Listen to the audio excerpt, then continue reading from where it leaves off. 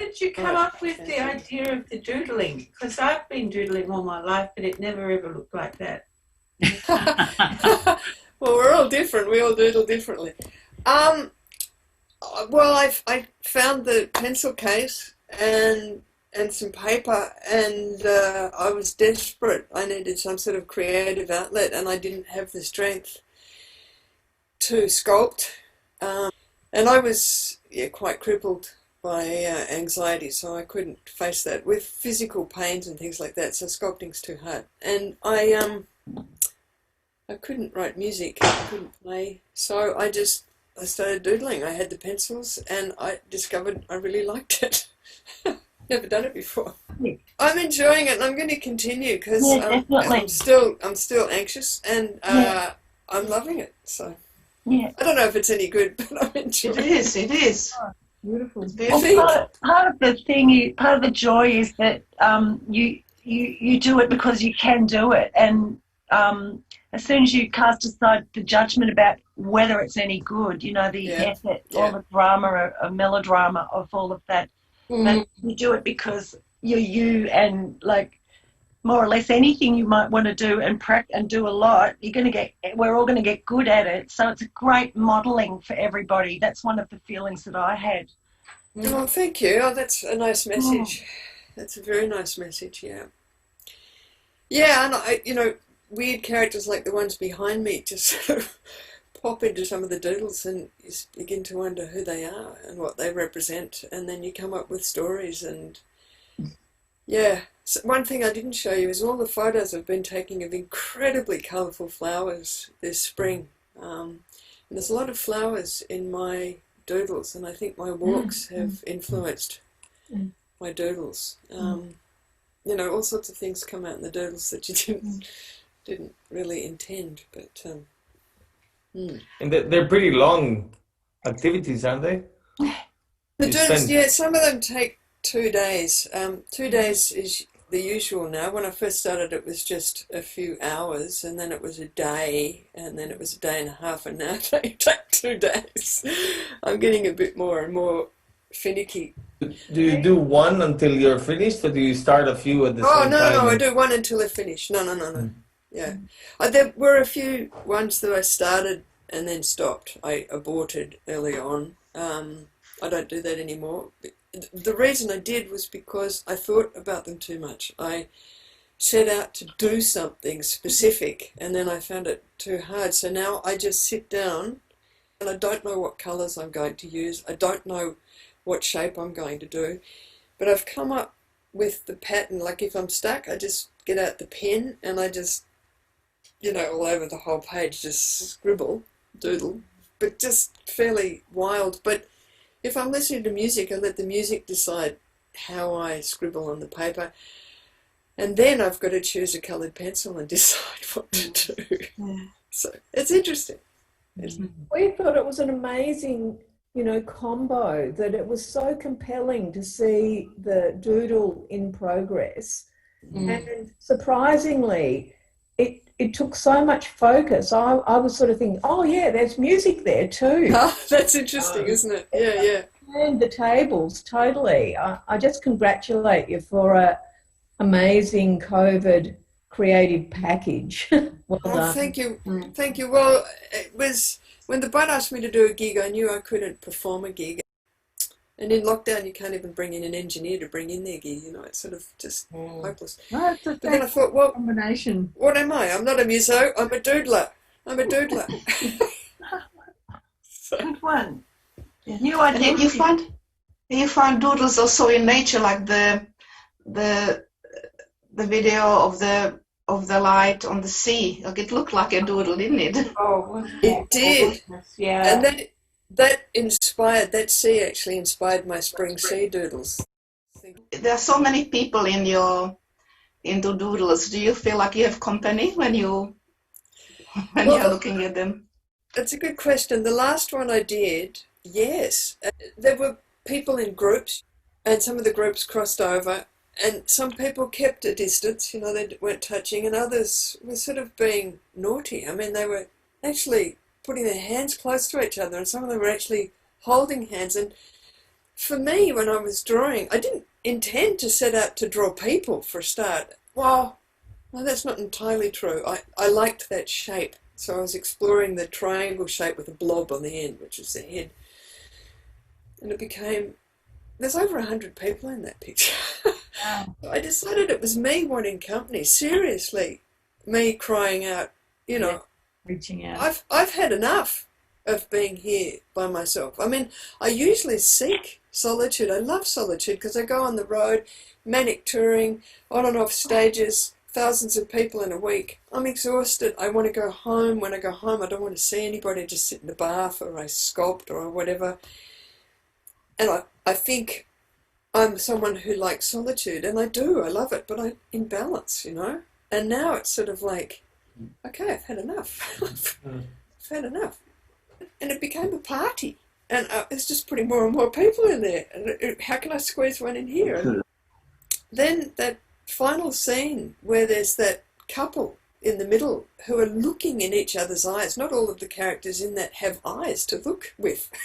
But these two had eyes, and they've orientated their bodies to look at each other and to hold hands. And that was like, it was so powerful. And I thought, am I saying, okay, I want an intimate relationship? What is this? I want touch. And then I thought of my parents, and that's why I dedicated it to them, because I realised actually they were the oldest couple on the page, and they were the most focused people on the page on the other person, which I thought was really interesting, because they're in lockdown together and they're caring for each other. I was expecting to hear very much a oral, beautiful shakuhachi oral experience, and then got all this other amazing art that you do, like 360-degree artist that you are. Yeah, but I was really sorry to hear of, because I think the last time we bumped into each other was a few months ago at Invasion Day. Is that right? Invasion Day, yeah. Yeah. Yeah, so sorry to hear that you've had the anxiety issues. It's such a prevalent thing in the community. And do you feel like it's COVID induced, or do you think it was something else, where there's a combination of factors? I imagine these things are often combinations of factors. But before I ask you that, I just want to say, you know, that you're managing that. What an amazing night you put on tonight. Having to manage that as well, you know, congratulations. Well, I take my time. I'm a real slow coach normally, but I'm very much a slow coach at the moment, because I have to stop and go for a walk or whatever. Yeah, because learning the technology of editing videos and just understanding how AI was putting all the different factors together so he could communicate with me while you guys are watching a video, etc. Thank you, AI. Yeah, it has been improving. I've had many, many days of no chest sort of, you know, anxiety that really is hard. The anxiety was definitely induced by the fact that every gig I had was cancelled, that my trip to go and move to Japan for the second half of this year, I was going to go there for a year, it was cancelled. Yeah, everything fell through. And I'm not a homebody, you know, sitting at home. Usually I come home between gigs and change suitcase and move on. Well, I've got a lot of composition projects up here that needed Japanese performers.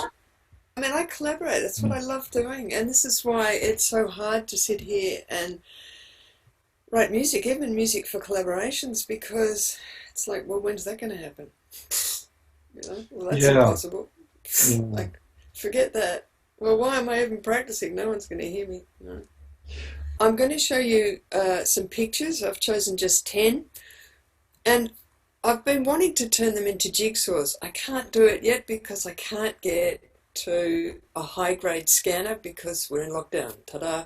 So I can't send the high-grade scans to the jigsaw company to make them. But eventually I want to make jigsaws, because if we're going to keep on going through these lockdowns, a lot of people are doing jigsaw puzzles at home. I thought, hey, Maybe my doodles would be good for jigsaw puzzles. People who like abstract jigsaws, you know. Can you get varying number of pieces? What do you think, Roger? How many pieces? Well, I think something like this or any of them would be great if there was like a 50, 100, 150 and 1,000 piece version of each one.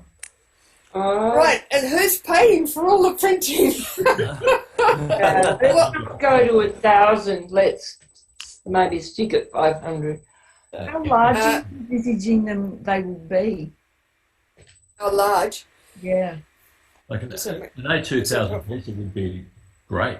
You know? A2, yeah, I think big, because they don't have a right way up, which is what made me thought they were good. Some of them do, but it means if you've got a group, if you're living with people who aren't made of wood, then you can be on different sides of the table and it still makes equal sense, or not sense, or nonsense. There's no up or down. Who was in front or behind? I've got no idea. Not 5,000 they are. It's a great idea, Anne. Well done. Thank you. Yeah, great idea. Anything below 1,000 is like 2 hours work and it's done. I'll need to get all 10 of them if you're gonna make them 1,000 pieces. We'll have to do a package deal. All right. When you're doing the initial pattern, the randomness of it, that's really good, because if I know what it's like trying to do a random pattern, and it's impossible, I find. But you've managed to get this like really randomness happening right from the beginning, and then that's the framework for everything else. Well, it just gives me a guideline, because otherwise you get stuck. Yeah. But how do you go about creating that randomness? Do you just sort of like zen out and just let it flow, or? Well, before I started using music, because the music, especially you saw with the one with beatbox, I was definitely scribbling in unison with the music. You saw that, didn't you? Yeah. So it dictated the shape. I didn't have to think. It was just my hand had to go bloody fast to try and keep up with Rao's mouth.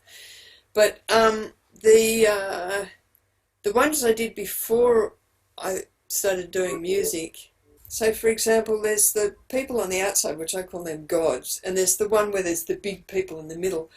They've got a very similar framework.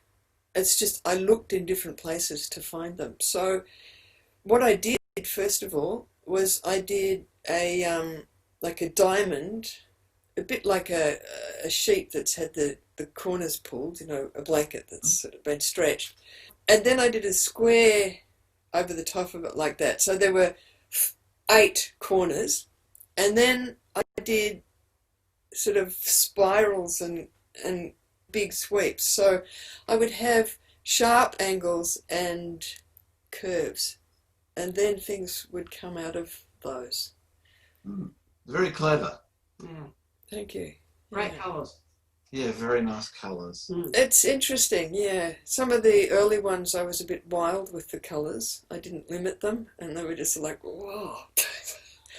Or I limited them, but I limited them in horrible combinations. So, yeah. You learn.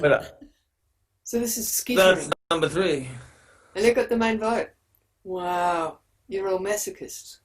Do you think that there's value in continuing doodle gigs?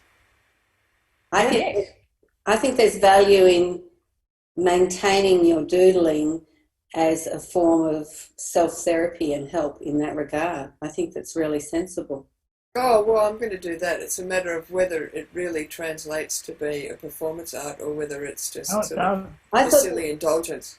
No, I thought that when you did the piece to skittering and you actually followed the movement, I thought that was really interesting.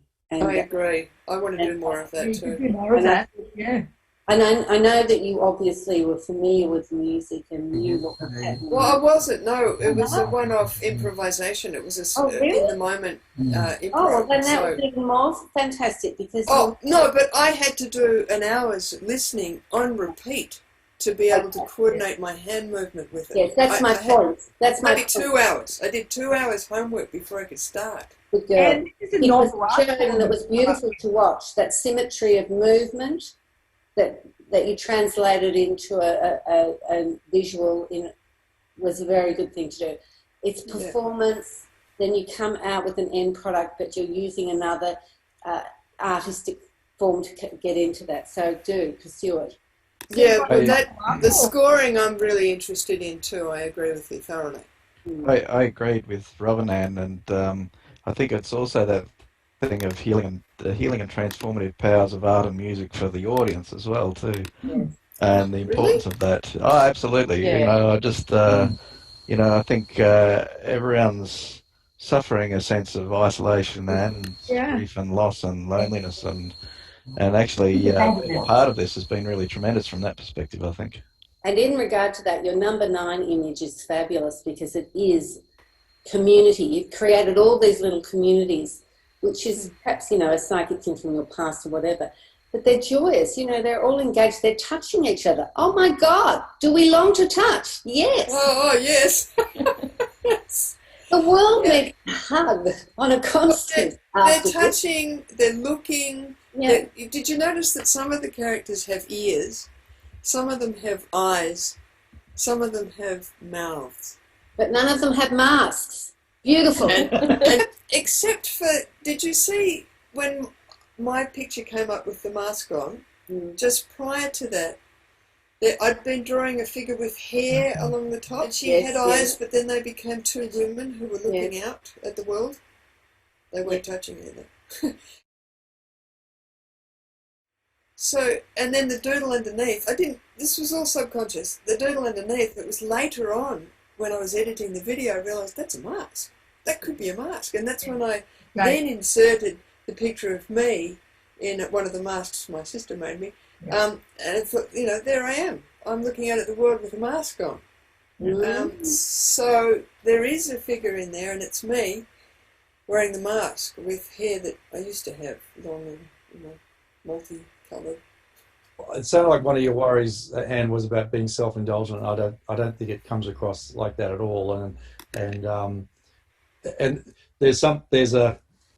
I must say that I really love listening to your shakuhachi playing.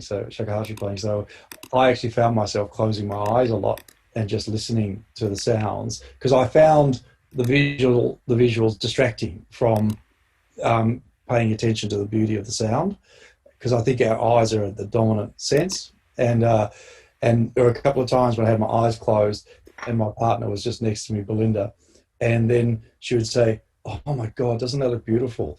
And then I'd have to open my eyes and have a look, because I wasn't actually watching what was happening. I would only...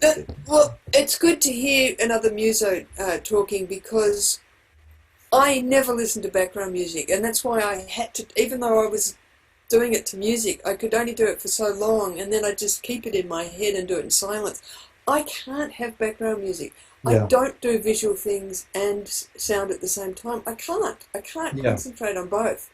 I live in my ears primarily, but to do this, which is a visual thing, I do it in silence because I just can't have both. But I will have to do background practice with listening to the music before I start, and then I go, because I'm not built to do both at once. But I can do it.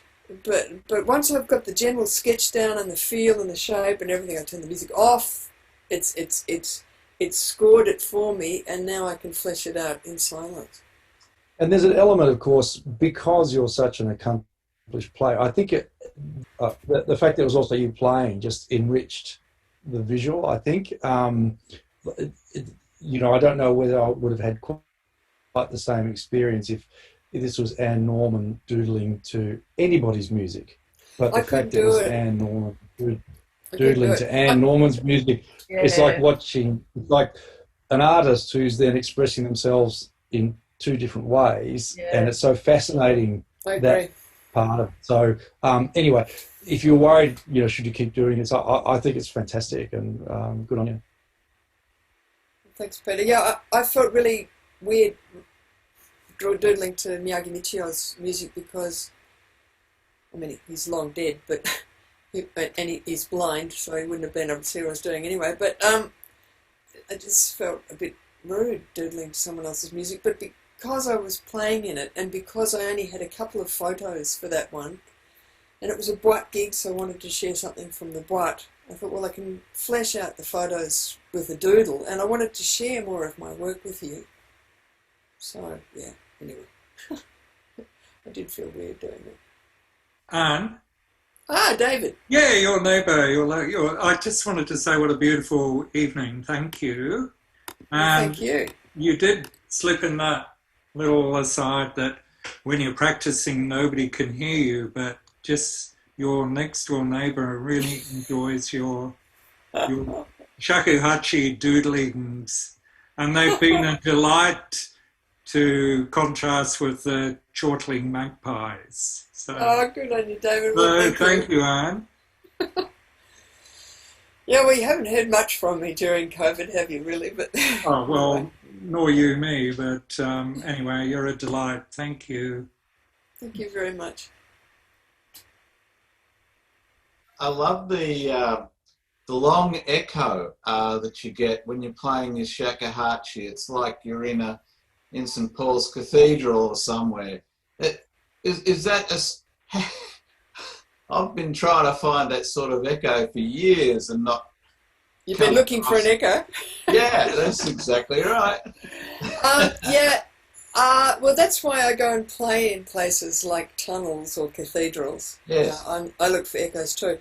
If you're in a good acoustic place, you don't add anything electronic to it. You actually are just recording the building and how it's responding to you, and vice versa. I listen to the building as well.